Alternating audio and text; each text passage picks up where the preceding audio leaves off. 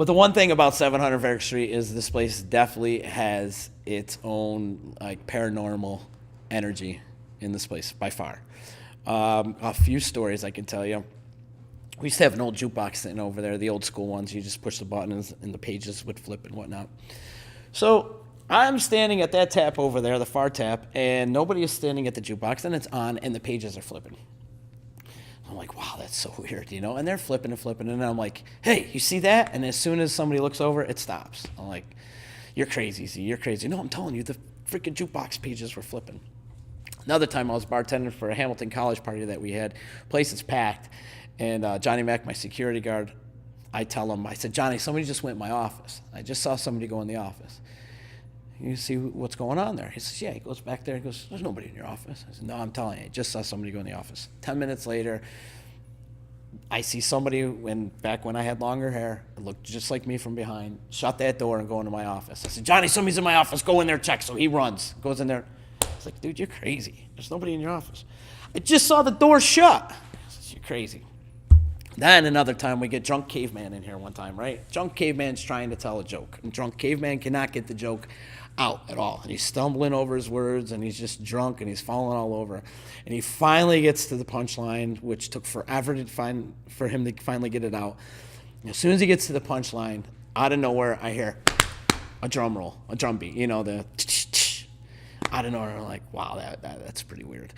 Then another time, I'll never forget this too. Al and the Trans-Americans were playing here, and Al called me up the day before, and he's like, I want to get in there at noon to load in and sound check and everything, get a good sound check in, and then go back home and eat dinner and come back. It's great. It's awesome. So I come in here about 11:30, and I'm opening up the door at the front door, and I hear, check, 1, 2, check, check, check, 1, 2, check, 1, 2, check, check. There's nobody in here. So the ghosts are having a sound check. But throughout the years, I've totally learned to accept the ghosts, and I think, they love me, actually. I really do think they love me. And there's been no real, problems with it. It's just been a good mutual aspect, mutual respect for each other, if you will. We used to practice here. Pretty good practice gig, you got the stage, you got the whole PA system set up for the guy. I don't drink, but for the guys that drink, they got a full bar. We got the computer in the back if we want to look up lyrics or tabs. This is a perfect practice site. One day we're in here and we're practicing, and we're jamming out. I remember it was NIB from Sabbath. We're jamming out, and all of a sudden the stage lights start going out of the blue, and we're like, whoa. What is that? Why are they on? And so the song ends, and Z's like, dude, those lights aren't even on. So he goes over and checks them. They weren't even plugged in. And the lights were flashing to NIB. Dan, dan, dan, dan, dan, dan, dan, dan, dan, dan. Oh, yeah. And it was like, this place is haunted, man. There's no doubt in my mind. So, every Monday we would practice. From time to time, we must have stirred the spirits with some of the stuff we were playing. And, the lights would start going and it would kind of freak us out. The hair in the back of your neck stands up and stuff. Another time, too, actually, it was the first day we opened. The night before, we put chalkboards up there. They would hang up with the prices and with the beer bottles and our selection and everything. And, we hung them up nice.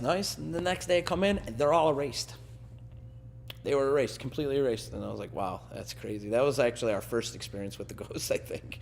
But, this place definitely has some spirits. The Breakfast has said many times that they can feel like a paranormal activity every time they played here. And they were like, some of our best shows have been on this stage. And they really think it's because of the extra energy that is here. And we've heard some other reports, like barbacks and bartenders of mine that would hear their names being called in the basement, and they'd look around and no one's there, or being tapped on the shoulder and no one's there, or something like that. So this place has definitely got some spirits in this place, that's for sure.